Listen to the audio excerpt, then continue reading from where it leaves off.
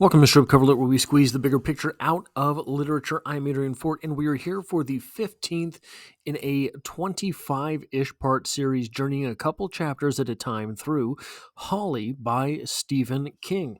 This video will have a So What Happened portion, a literary criticism portion, and finally a writer's corner for these two chapters from Holly by Stephen King. So, what happened?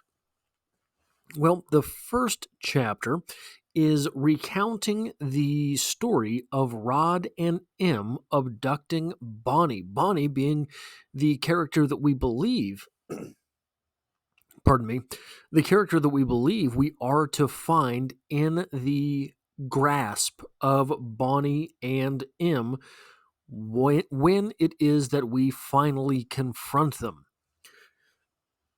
It all goes basically as you would expect, having seen the other abductions, except that Bonnie fights.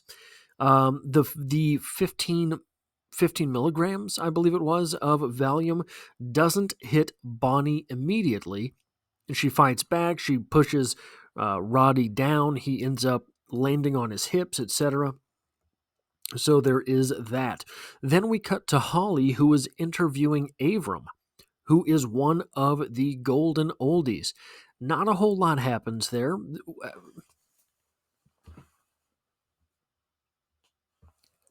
How do I want to say this?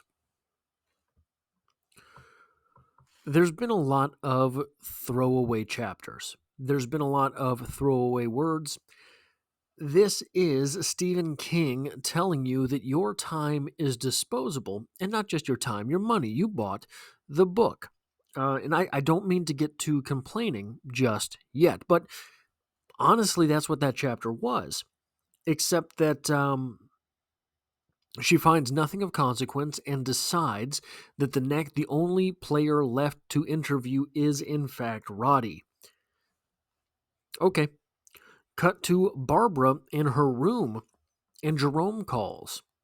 He says something clicked about the case, and he tells Barbara what that something was, but she doesn't, I guess, as this is her part of the narrative. She doesn't tell us what it was that clicked for him during the day. And Barbara tells him about the poetry stuff, and instead, he is happy for her. So there is that. It's not a whole lot of there's not a whole lot of consequence at all in anything on this pair of chapters. Sorry, I've got some truck emergencies. Thought I was going to possibly lose my truck. Turns out that funny noise wasn't the funny noise that I thought it was. You know how it is.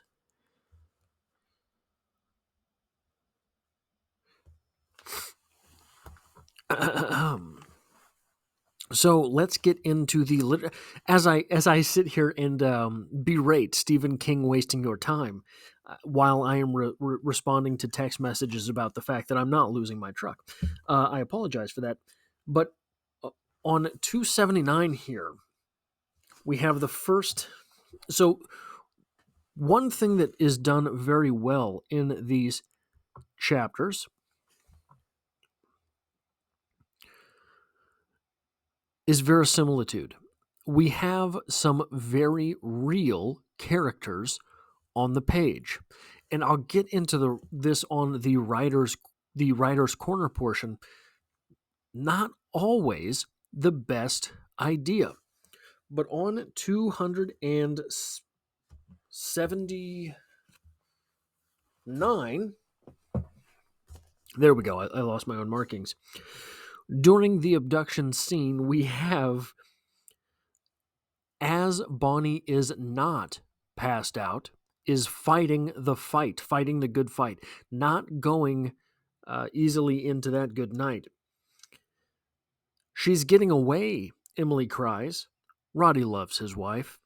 But in that moment, he hates her too. If there were people on the other side of the Red Bank Avenue instead of tangled undergrowth, they would be coming out to see what all the ruckus was about. Not just that. Not just that they would be coming out to see what all the ruckus is about, but they'd be seeing about who was getting away, right? It's like, I don't know if you've ever heard this. If you were ever being assaulted, what they tell women to yell is not the R word, which I would love to be able to say, but you can't say it on YouTube. Instead, they teach you to scream fire. I wouldn't love to say it just to say it, but you know what I'm saying, how I'm trying to communicate this. You don't yell the R word if you are being R worded. You yell fire because people will look if you yell fire. But if you yell help or you yell the R word, you are less likely to draw immediate attention in your direction. Here we have Emily, who is supposed to be uber intelligent, right? She's a professor, for whatever that's worth, I guess I should say. But screaming the phrase, she's getting away, not the best way to stay undercover. On 284, there's not a whole lot of literary type discussion to be had here as far as symbols and things like that. At least I'm not catching them. So if you're catching them and I'm not, I would love to hear about them. But on the top of 284, we have here Holly interviewing the penultimate golden oldie. And he talks about his wife who died of lung cancer, and he says that she never smoked a day in her life. Holly's Holly's narrative then says, hearing of a non-smoker who's died of lung cancer always makes Holly feel a little better about her own habit. She supposes that makes her a poopy person. That last sentence, she supposes that makes her a poopy person. That's a little bit redundant. Trust your reader to get there. But that is a very interesting character moment. That is something that that's something that's very humanizing. That's something that I imagine is very real. I imagine that a whole lot of smokers feel that way when you have that everlasting sort of paranoia about a specific thing that you do if you're a smoker, and you hear someone else that is not a smoker dies of that thing. It's a bit of a schadenfreude. But man, I just don't care, right?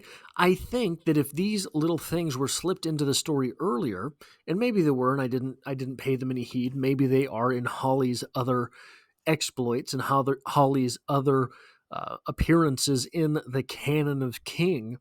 Maybe those moments are there too. It would be great if that was a payoff or a setup. Instead, it's just a little throwaway paragraph.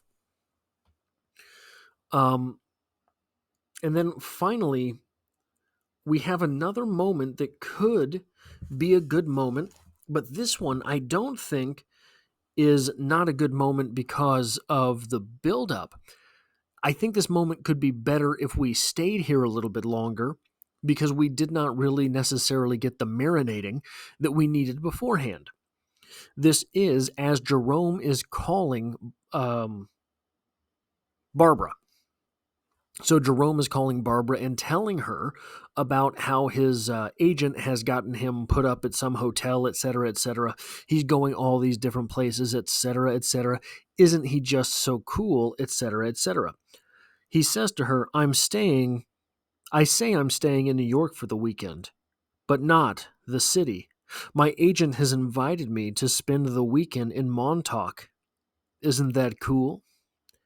Well, I don't know. Barbara replies, well, I don't know. I have an idea that sex and business don't mix. He laughs. She has never heard Jerome laugh so easily and frequently. That would be a great character moment, I think, if we had. So what that is when Holly says, I feel better about myself when I hear someone that does not smoke has passed away of lung cancer. That's a nasty little truism. That is a cantankerous little bit of character. It's also very real. It's also something that makes us closer to Holly. There's something called dangerous writing. And I know this is sort of a writer's corner thing, but there's something called dangerous writing. And the reason I'm talking about that in the literary portion of this is because it has literary merit in mind and not in sort of a prickish way. Dangerous writing is when an author puts something that they are ashamed of on the page. And then it's called dangerous writing because it's dangerous to put out there, because the whole time you're thinking, oh my God, they're going to judge me so harshly for having said this. But in the end, the reader says, oh my God, I'm so glad somebody said it. I had been thinking that my whole life. In this case, for Holly, it is the lung thing. For Barbara here, we have Barbara who is proud of this thing in her life, but she is afraid her brother will be brought down on his big moments. She is afraid that her brother will think that she is simply mocking him in a way. She is afraid to take away from her brother's moments. When this is all building inside her. So when she makes a joke at his expense, it is a relief of tension for her. This is what allows her to tell her brother that, yes, I am going to be a published author as well. In fact, I might be an award-winning author. That would, if we had stayed there in that tension a little bit longer, if we had played with those emotions a little bit more, this really could have been something bigger instead of a side story in a novel that has what is coming together as a very simple plot. So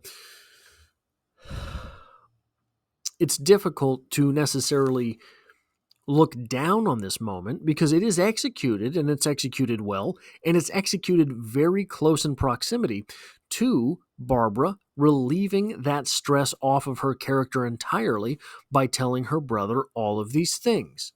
So it is important that it happens, and it happens in a good fashion.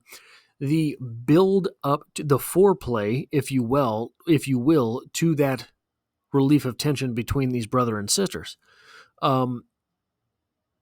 does not fulfill, I believe. We're jumping straight into it, and it is premature characterization. The last thing I want to talk about happens on page 276. This is a writer's corner note, and you will, I think, appreciate it for a writer's corner note as opposed to a lit crit portion. We have the recounting of the night that Bonnie went in, what was abducted, but this is beforehand when she is talking to the clerk at the Jet Mart. Bonnie has put the package of ho-hos back not without regret. She comes to the counter, billfold in hand. She carries it in her hip pocket like a man. Why don't you think again about those ho-hos? Emilio says as he rings her up. You're in good shape. They won't hurt you. Get thee behind me, Satan. My body is a temple. If you say so, Emilio replies. At Jetmart, this one, anyway, the customer is always right. They both laugh. This is a good example of when ultra-truth would be good over verisimilitude. What do I mean by that? Is this a realistic conversation? Yeah, nobody is funny in real life. Nobody makes anyone really laugh in real life. They are these throwaway lines. They are these little cliches, these little work cliches. What are you doing here? Living the dream. How are you today? Better than you. All of these things, right? This is a work cliche type joke. At Jetmart, the customer's always right. It's not funny, but you'll give somebody a polite laugh. right? That is verisimilitude. Pity the audience, pity the reader. This is where ultra truth would do a bit better in the case of a book. What do I mean by ultra truth? Throw in an actually funny line. Is this dialogue? Is there verisimilitude here? Is it realistic? Yeah, but it's boring. Throw in some ultra truth. This is to say, people laugh in public. Sometimes there's a funny joke in public. Not very often. If you throw in an actually funny line or quip, all of a sudden, that is ultra truth. It's better than the reality, but it's still within the confines of what is possible. It is in the confines of... So, something I'll never forget. I was at a pool hall. This would have been almost 20 years ago now. And I was in the restroom. Long line to the restroom, right? Everybody's drinking beer. And a guy is standing at the... So there's a line to get in, and there's a guy at the hand dryer. And it's not working. It's not working. It's not working. And the guy behind him is sort of wringing his hands out. And the guy at the dryer, trying to get the thing to turn on, turns around and says, "Hey, man, I'm sorry. This thing sucks." And the guy behind him says, "Actually, it blows." It's a funny joke. Funny enough. But the guy who was trying to get the machine started topped it off, baby, and said, "You're right. It does blow. If it sucked, the line would be longer." Boom, boom, boom. That is an ultra truth moment. That is something so rare. I have remembered it for 20 years. Strangers in the men's room getting belly laughs. This is where something like that would come in handy. An actually funny line, an actually funny quip, instead of realistic. The verisimilitude here leaves us empty, whereas a little bit of ultra truth would suck us into the story or blow us out of the story, whichever would make the line longer. It would do this because we are interested in what is going on. As it stands, there's not a whole lot there to be interested in. Things are realistic enough, but realistic isn't interesting. And we have invested the money and the time and the effort to be here in your novel. Make it worth it. There is a line from Kurt Vonnegut's 8 rules for writing. Pity the reader. Always pity the reader. That's all I have for this episode. If you like or appreciate what it is that I do here, hitting the like button really does help me out, as it tells YouTube to share this video with other literature lovers. And if you find yourself here by chance, but not design, consider hitting the subscribe button in order to stick around for more. And as always, I hope to have you back for the next one.